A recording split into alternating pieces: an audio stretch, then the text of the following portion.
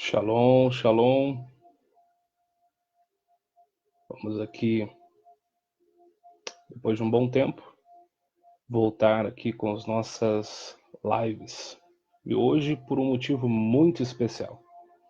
Hoje nós vamos estar falando sobre a importância do hebraico bíblico.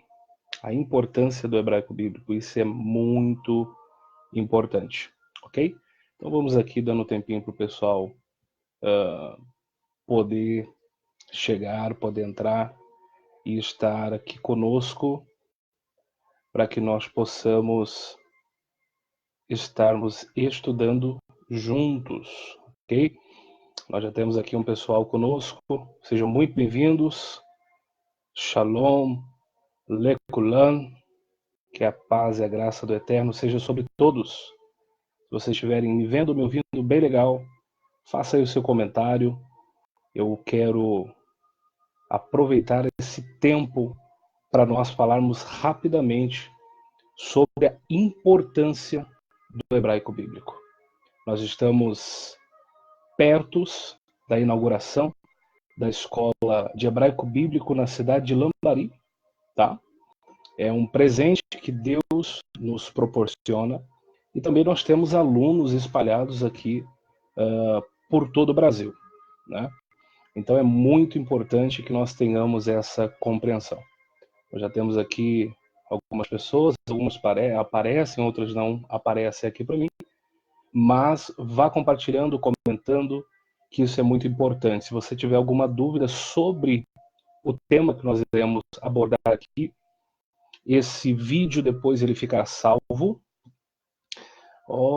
Diego, olha, meu amigo Diego, lá de Mar del Plata, Argentina. Shalom, meu irmão. Seja muito bem-vindo. A paz do Senhor Jesus Cristo. Aonde está o meu amigo apóstolo Luiz Loveira? São amigos que Deus nos deu ali em Mar del Plata, na Argentina. Seja muito bem-vindo a todos que estão entrando. Mas aí um tempinho que nós não proporcionamos nenhuma live, mas Deus tem nos abençoado com esse tempo. Pois bem, nós marcamos a live para as 22 horas. Eu quero aqui, muito bem, o pastor Jefferson acabou de fazer um comentário aqui, e isso, dia 2 de setembro, você que é aqui, de Lambari e da região, tá? Tem algo muito especial preparado para vocês, que é o seguinte: depois de muitos anos podendo estudar o hebraico, podendo viajar, aprendendo, depois de alguns anos dando aula desse idioma santo, do Ivrit Lashon, da língua sagrada, Deus nos presenteou com algo muito importante. Nós nunca podemos nos esquecer de onde Deus nos tirou, aonde Deus nos formou. A casa, isso é um princípio de honra, um trânsito de honra e de autoridade que nós precisamos compreender. E Deus me proporcionou esta oportunidade de podermos estarmos trazendo aqui, para a cidade de Lambari, a escola de hebraico bíblico. A escola de hebraico bíblico e também de aprofundamento bíblico e Yehudá. Essa é a escola que Deus tem nos dado, e nós temos alunos aí espalhados aqui dentro do Brasil e também fora dele, ok? E, mais importante de tudo, a escola aqui na cidade de Lambari, ela será gratuita, exatamente 0,800, tá? O custo é mínimo, o custo é somente do material e nada mais, tá bom? Então nós estamos aí sorteando 30 vagas para que nós tenhamos alunos aqui, e se eu não me engano, nós já ultrapassamos essa quantidade de alunos. Isso é muito importante, e mais lindo de tudo, nós temos pessoas de dentro e de fora da igreja. Então isso significa que nós estamos alcançando um número de pessoas que estão realmente interessadas no aprendizado. Isso é muito importante. Deixa eu ver aqui, tem mais pessoas. entrando. Irmã Fátima, muito bem. Irmão Juninho, shalom, querido. Eu resolvi fazer essa live hoje, porque hoje para mim é um dia muito especial. Eu estava essa semana fazendo arrumação aqui nas minhas anotações, nos meus cadernos mais antigos, porque eu gosto de anotar na caneta, né, no caderno, e eu achei em um desses cadernos, os mais antigos, até estava grampeado ainda para não perder folha, o dia que eu comecei a estudar o hebraico. Não um estudo mesmo profundo, mas como autodidata, e hoje completam 12 anos. 12 anos que eu estou convivendo com a língua hebraica. Eu lembro-me que eu queria uma Bíblia de estudo, e eu tinha uma Bíblia comum, sem estudo algum, e eu troquei com um irmão essa Bíblia. E a Bíblia que ele me deu em troca, uma Bíblia pequena, atrás com um dicionário, e nesse dicionário havia alguns pontos em hebraico, alguns pontos em grego, e aquilo me trouxe muita curiosidade. Lógico que no começo eu queria apenas conhecer para aplicar. Queria ter uma boa mensagem, queria ter uma boa palavra, então eu comecei a correr atrás. E o intento no começo era simplesmente, unicamente, para ter uma boa mensagem. Como eu disse hoje, estava comentando com um amigo meu, eu disse no começo era para ter uma boa mensagem. Depois eu comecei a me aplicar mais e percebi que o conhecimento ele é um trampolim. E sendo um trampolim, ele pode nos levar a lugares que nós nem imaginamos. As portas se abrem de uma maneira muito grande. Só que depois, com o passar do tempo, você vai convivendo com o estudo e você vai percebendo que ele é muito mais do que uma chave para abrir portas. Tanto é que hoje uma das minhas maiores preocupações com aqueles que me procuram para estudar o hebraico, eu sempre pergunto, qual a sua intenção? O que te leva de verdade, o que te move a estudar o hebraico? E as respostas são inúmeras. E alguns até desistem no meio do caminho, porque eles procuram diversas maneiras para aprofundar as suas mensagens, aprender mais para poder transmitir, e o hebraico é muito mais do que isso. Acabou de entrar aqui meu amigo Vinícius, pastor Vinícius, shalom, querido. Muito bom ter você aqui, tá? Deus abençoe você, Deus abençoe tua casa. Você que está aqui entrando conosco, esse vídeo depois ele vai ficar no ar. Depois também nós vamos jogar no nosso canal no YouTube, e onde nós estaremos abastecendo todas as semanas com vídeos falando sobre o hebraico, falando sobre a cultura judaica e falando sobre todos os tesouros contidos atrás desta palavra. E é tão importante nós compreendermos sobre a cultura judaica em si. Infelizmente, no nosso meio existe um antissemitismo, tá? Existe uma resistência contra a cultura judaica, existe uma resistência contra o hebraico, tá?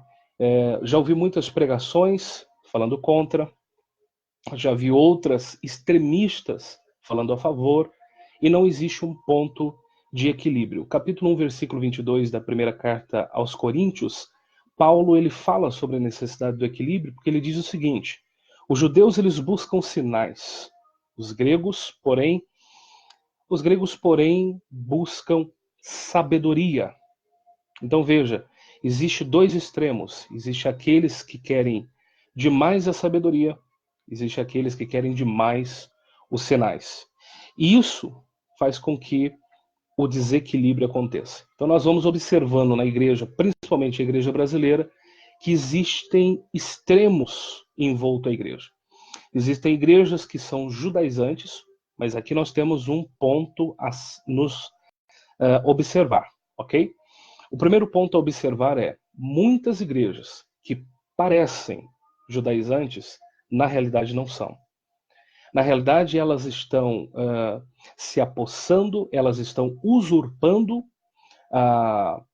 utensílios judaicos, trazendo para dentro da fé cristã e se aplicando sobre aqueles utensílios como que se conhecessem.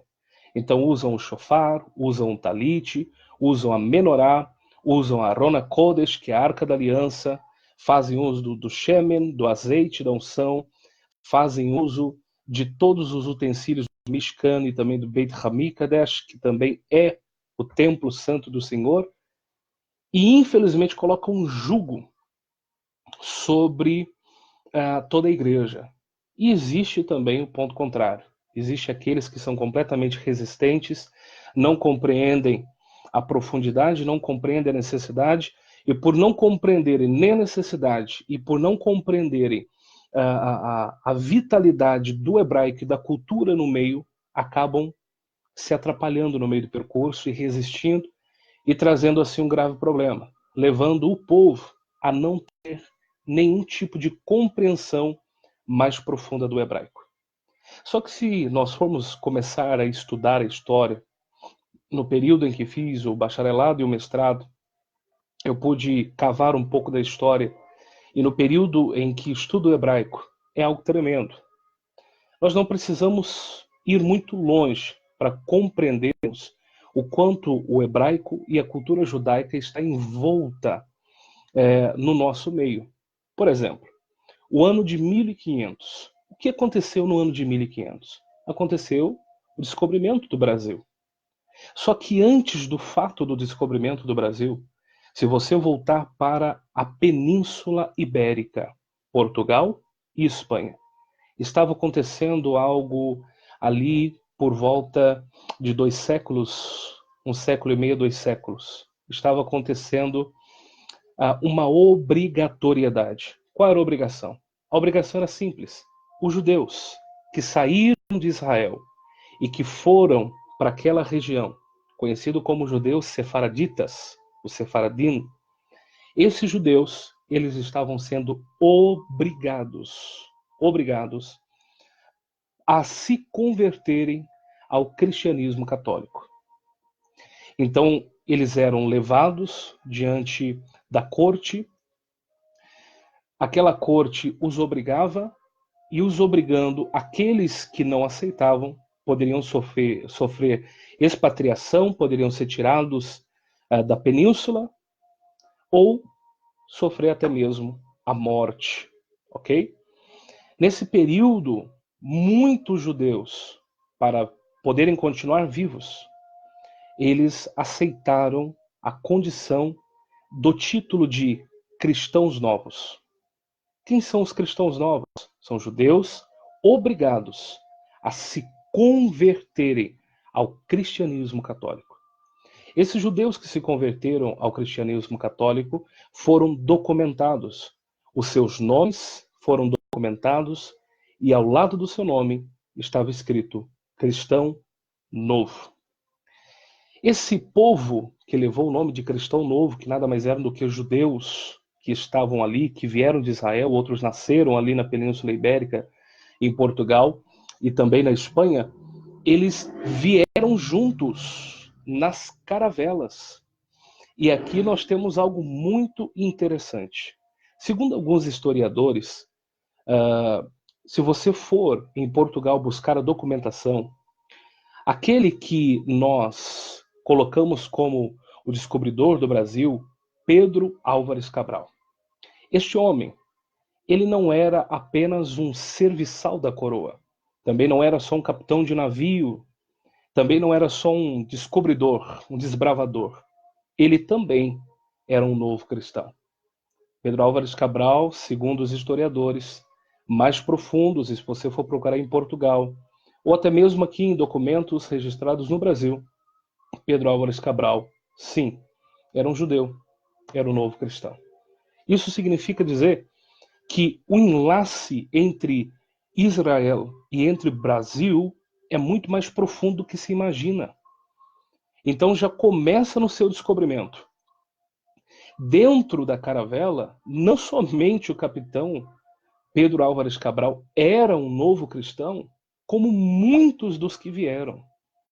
Então, entre 1500, no descobrimento, e 1503, aonde a Inquisição começou com muita força a perseguir os novos cristãos que são judeus, muitos migraram de Portugal e da Espanha para o Brasil. Agora, existe algo mais fantástico.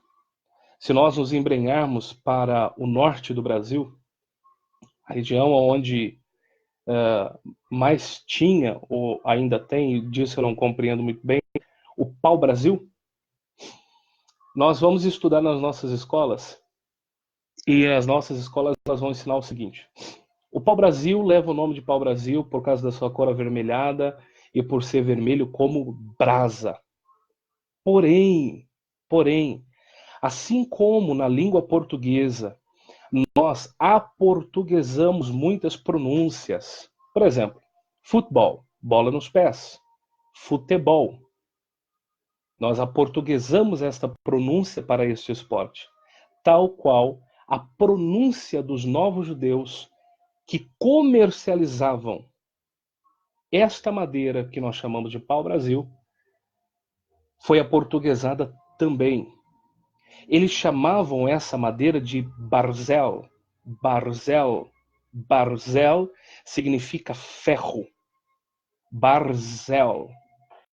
Barzel significando ferro, porque a dureza dessa madeira é muito grande.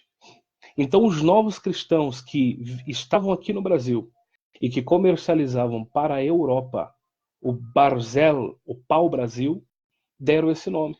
Não fazendo inferência à sua cor, mas à sua dureza. Dizem também os historiadores, quando nós estudamos na escola, que o Brasil recebe o nome exatamente por causa disso, por causa do pau-brasil. Bom, se nós formos buscar na etimologia, a palavra Brasil, ela vem do hebraico, barzel. Então, não só o descobrimento, mas agora também o nome. O nome é ligado diretamente ao hebraico e à cultura judaica. Então veja, desde o nosso descobrimento até este presente momento, nós estamos envoltos pela cultura judaica e pelo hebraico. Então, veja bem, não tem como fugirmos se nós formos entrar aqui dentro da cultura mais profunda e para nós percebermos o quanto o judaísmo está envolto aqui no nosso Brasil, nós levaríamos horas e horas. Mas, para sermos muito rápidos, eu quero trazer alguns pontos que podem ser muito bons para você. Você deve estar se perguntando, mas qual o objetivo desse vídeo? O objetivo desse vídeo é te ensinar, ou pelo menos tentar te mostrar a importância do estudo do hebraico. Primeiro, por que nós devemos estudar o hebraico? Porque nós teremos a compreensão mais próxima da ideia que Deus transmitiu. Nós não podemos colocar um idioma num pedestal. Isso é óbvio. Seria um erro, porque toda a humanidade ela é envolta pela história e colocarmos um único idioma no pedestal seria demais. Porém, é inevitável que se compreenda e há de se compreender que fora o hebraico escolhido por Kadosh Baruch Hu, bendito e santo, o Deus Todo-Poderoso, para transmitir para Israel e para toda a humanidade a sua palavra, a sua vontade. Então veja bem, não tem como nós conhecermos a ideia mais pura, mais próxima do que através de um contexto original. Segundo próprios historiadores, não cristãos também, arqueólogos, eles comprovam que o hebraico é uma das línguas mais preservadas do mundo. Então hoje, se Isaías, Jeremias, Ezequiel ressuscitasse e quisesse tomar um café em Jerusalém, ele se comunicaria normalmente. 70% do hebraico moderno foi retirado do hebraico bíblico. O que é o hebraico moderno? O hebraico moderno nada mais é do que o uso do hebraico bíblico, das palavras bíblicas, mas as palavras necessariamente criadas para que se houvesse uma comunicação moderna, porque não havia cinema, telefone, TV na época dos profetas. Antes do exílio babilônico, depois do exílio babilônico, o hebraico ele passa por uma reforma muito grande, tendo inserido dentro dele o aramaico imperial também. Então veja bem, primeiro ponto, eu vou conseguir entender com um pouco mais de essência a ideia central de Deus. Porque todas as vezes que nós vamos traduzir um texto, eu primeiro preciso compreender. Compreendendo, eu tenho 3 decisões a tomar.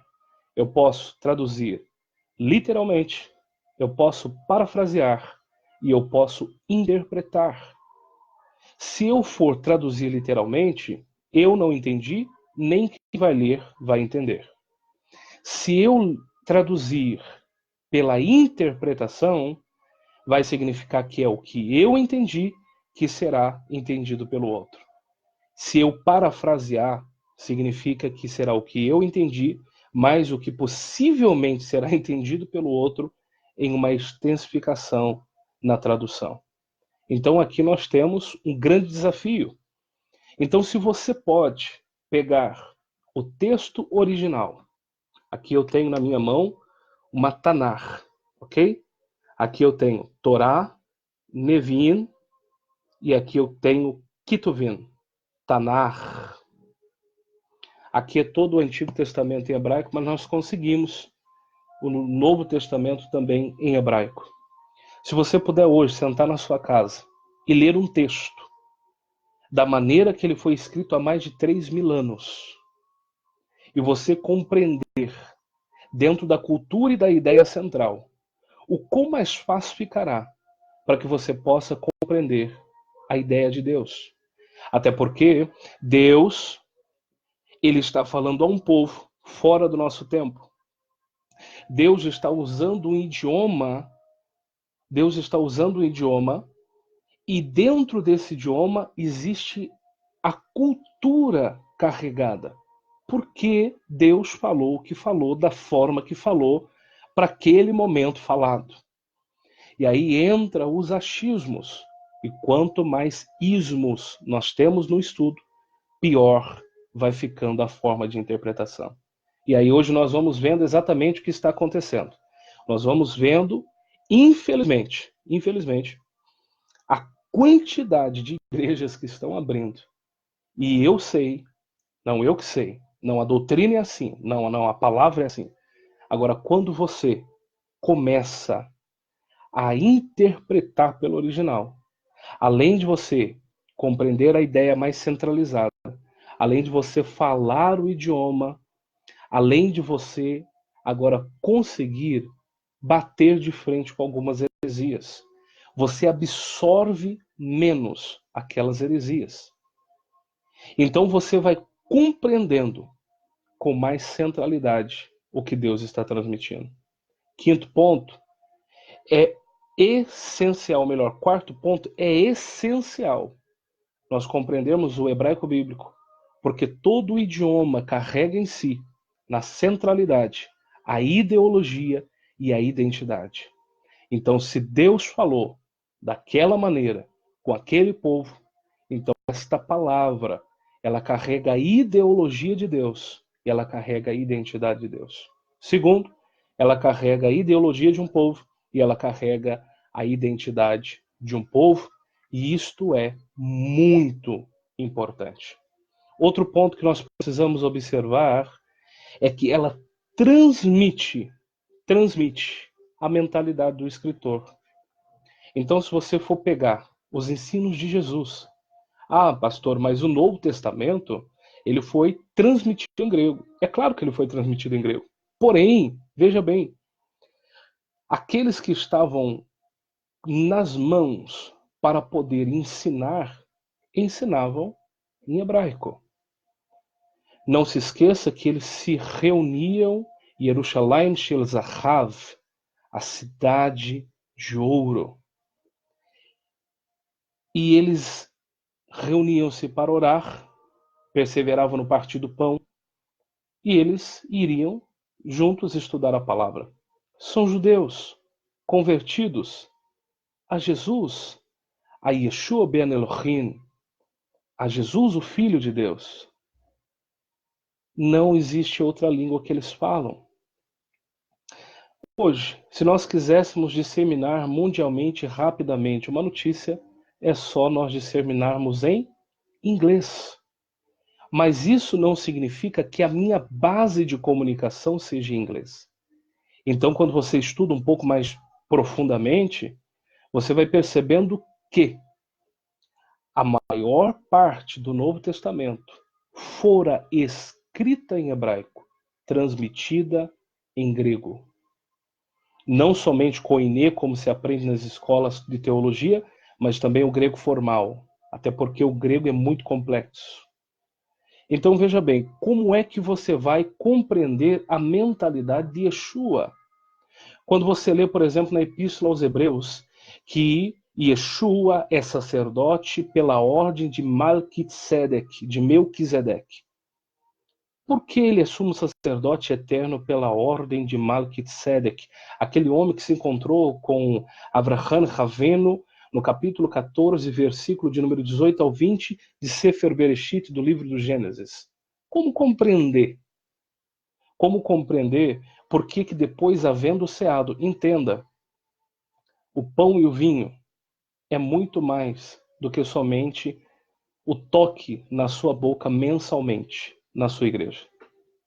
Então, como é que nós vamos compreender todo esse contexto? Outro ponto bastante interessante é o seguinte: quando você estuda o hebraico bíblico, o seu relacionamento com Deus muda completamente. Por que o seu relacionamento com Deus muda? Simples. Em um relacionamento internacional, suponhamos que um brasileiro vai e conhece uma americana. Um dos dois deverá aprender o idioma um do outro. Porque ainda que se ame à primeira vista, aquele relacionamento só poderá ser desenvolvido através de uma conversa. Então, quando eu domino, quando eu conheço o idioma da pessoa com quem eu quero me relacionar, aquilo se estreita, aquilo se junta mais rapidamente, aquilo se coloca mais próximo. Quer ver uma coisa? Alguns devem estar se perguntando assim, mas está defendendo demais a cultura judaica, o hebraico? Deixa eu lhe informar. Se você abrir a sua Bíblia agora, em Atos dos Apóstolos, capítulo de número 26 e versículo 14, Paulo ele vai estar fazendo uma das declarações mais profundas da Brit Hadashah, do Novo Testamento. Ele vai dizer o seguinte: e caindo todos nós por terra, ouvi uma voz que me falava em língua hebraica. Saulo, Saulo, por que me persegue? Dura coisa recalcitrares contra os agrilhões. Sabe o que Paulo escuta? Shaul, Shaul, lama tirdefeni. Shaul, Shaul. É o nome de Paulo em hebraico. Saulo, Saulo, por que me persegues? Por que Paulo faz essa declaração? Simples. Porque quando ele faz essa declaração e usa a palavra hebraica, quando ele diz língua hebraica, ele está querendo dizer muito mais do que um idioma. Você sabe o que significa a palavra hebraico? Como se diz hebraico em hebraico? Ivrit. Ivrit. E o que significa Ivrit? Isso é lindo. Primeiro, Ivri, hebreu, significa aquele que atravessa, aquele que chega do outro lado, aquele que rompe, entende? Aquele que vence. Então, hebreu significa aquele que atravessa, sim. Mas então o que significa ivrit, hebraico ou hebraica? Hã? Por que Paulo faz a questão de dizer em língua hebraica, em ivrit, lashon, língua hebraica? Simples. Ivrit se divide em duas palavras. Ivrit, aquele que atravessa. Dentro de ivrit, nós temos uma segunda palavra, porque muitas palavras hebraicas são uma aglutinação. E nós temos a palavra verit. Verit significa aliança por derramamento de sangue.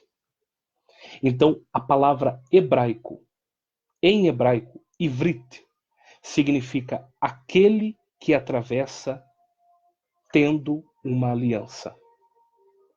Aquele que atravessa tendo uma aliança. E não é uma aliança comum.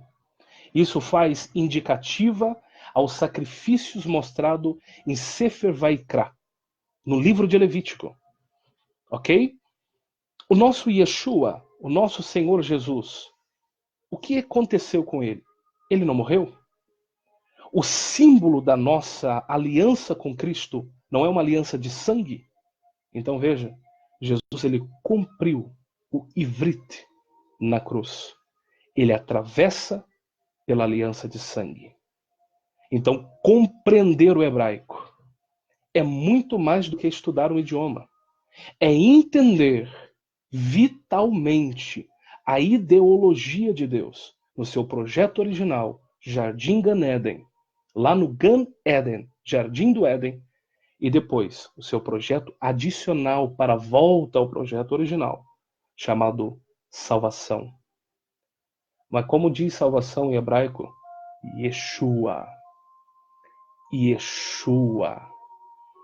Yeshua ben Elohim. Jesus, o Filho de Deus. Então aqui nós temos inúmeros motivos para podermos estudar o hebraico. Ah, pastor, mas eu não vou saber estudar o hebraico. Engana-se você. Eu tenho alunos que na terceira, na quarta e na quinta aula já estão conseguindo ler o hebraico. E é fantástico. Você conseguir abrir um livro como esse, abrir as suas páginas, e olha aqui, conseguir ler o que está escrito aqui, sem nenhum problema. Sabe por quê? Porque a dedicação é uma ordem de Deus. Adonai, Hashem, Kadosh Baruch Hu, e todas as indicações a Deus, tá? Jeová existe, pastor? A palavra Jeová, ela foi uma palavra inventada, porque a pronúncia original do nome de Deus se perdeu. Javé existe, pastor? É uma palavra que foi inventada, porque o nome original de Deus se perdeu. Yavé existe, pastor? É uma palavra que foi inventada. Ela existe porque foi inventada, mas não significa que a pronúncia original do nome de Deus seja. O Yud Rei, Vav Rei, essas são as 4 consoantes do nome de Deus, elas são impronunciáveis. Então se pronuncia Javé, Jeová, Yavé, Yahweh e tantas outras pronúncias. É a mesma coisa, eu vejo toda hora na internet um debate terrível. O nome do nosso Salvador é Yeshua ou Yahoshua? Simples, os dois. Ah, pastor, tá de brincadeira, acabou o debate. Sim, antes da Babilônia, a palavra salvação era Yehoshua. Yehoshua. Para você que não sabe, Yehoshua em hebraico é Josué. Significa salvação. Após o exílio babilônico, em 20 anos de retorno após 70 de cativeiro, nas 3 levas, o hebraico ele passa por uma transformação. E algumas sílabas são retiradas da construção de algumas palavras, ao ponto que ela não perdeu a sua ideologia e significado, porém, a sua pronúncia passa a ser diferente. Então, por isso que alguns dizem, não, o Yeshua não existe, o que existe é Yahoshua. Yahoshua, sim, é Josué. Yahoshua.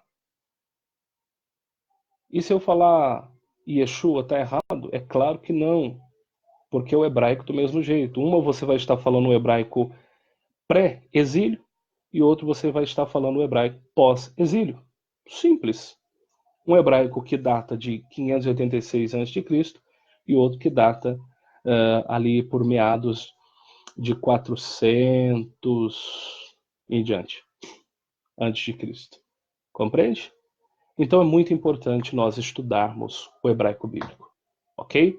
E conhecermos a cultura, porque quando nós conhecemos a cultura, nós vamos entender um pouco mais o que Jesus falou e por que falou, por que Jesus fez aquilo e como fez, por que aquele profeta falou aquilo, mas o que Deus falou para esse profeta, por que ele profetizou desse jeito.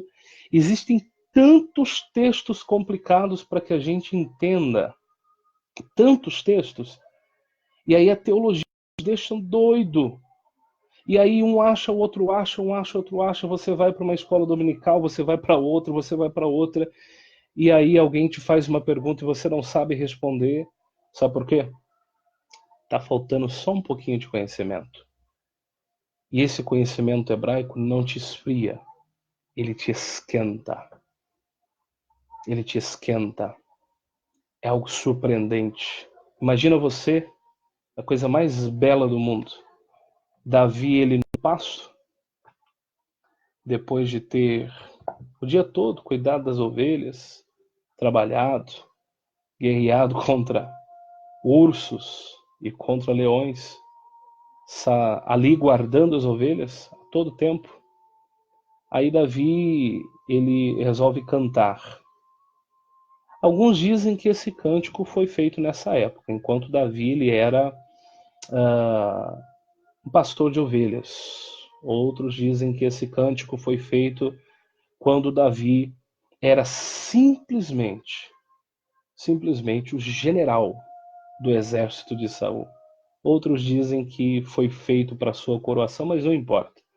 O importante é que o Sefer Tehillim 23, livro dos Salmos 23, Davi diz assim: Mismor le David, Adonai roi lo echsar, binot deshiar bitseni, al memenuchot yenachaleni, nafshi el shovev yancheni, vemaglit sedech leman shemo, gan keler begeit salmavet, lo irará, ki ata imadi shiftecha o mishantecha, rema, yenachamuni taro lefanai shulchan, neged sorerai, de shanta vashem roshi, kossi revaya, achtov vachsed, irdefuni kolien menechaya, vejavti beve Adonai, liorer e amém. Aí você vai dizer, pastor, o Senhor é meu pastor, nada me faltará? Não. Aqui nós temos 4 palavras: Adonai, Roi, Lo, Sar. Sar. 4 palavras. 4 palavras que significam: o Senhor é meu, amigo, ajudador, companheiro, e vários significados aqui nos mesmos sinônimos, no mesmo sinônimo, e Ele não me faltará. Então não é o Senhor é meu pastor, nada me faltará. É uma tradução interpretativa, entendendo que se Deus não me falta, nada me falta, então eu escrevo que nada me falta. Mas o contexto original, Ele não me faltará, é mais profundo. Tá bom? Eu espero que, nesse momento, você pense muito, mas pense bastante na oportunidade que Deus está te dando. Você que é aqui de Lambari, você que é aqui da região de Lambari, você pode entrar em contato aí com o pastor Jefferson porque a Escola de Aprofundamento Bíblico está em parceria com a Assembleia de Deus, Ministério de São Lourenço. E nós estamos aqui trazendo para a região de Lambari a necessidade do aculturamento, para que nós compreendamos. E olha, nós que somos mineiros de nascimento, precisamos compreender a cultura judaica. Porque, para você que não sabe, em 1613, quando a Inquisição estava bem forte, os judeus, eles saíram do nordeste do Brasil e eles correram para a região sul e sudeste, para a região das Minas Gerais. E aqui se estabeleceram. E muito da nossa cultura social, política, financeira, até o modo com que nós recebemos as pessoas em casa, hoje, é porque nós aprendemos com os judeus. Ok? Se você quiser, entre em contato, aqui também na descrição do vídeo. Se você quiser estudar hebraico-bíblica, pastor, mas eu não estou aí na cidade de Lambari, nem na região, como é que eu faço? Você vai entrar em contato com a gente aqui e você vai estar estudando online. Sim, você pode estudar comigo através do Skype, ok? Nós estamos encerrando as vagas de novos alunos agora para esse tempo. Falta pouquíssimas pessoas também, porque nós estamos sorteando as vagas para aula presencial. São apenas 30 vagas aqui na cidade de Lambari, eu acredito que já estão se fechando. E também nós temos as nossas aulas online. Isso é muito importante, ok? Que a presença do Eterno seja sobre a sua vida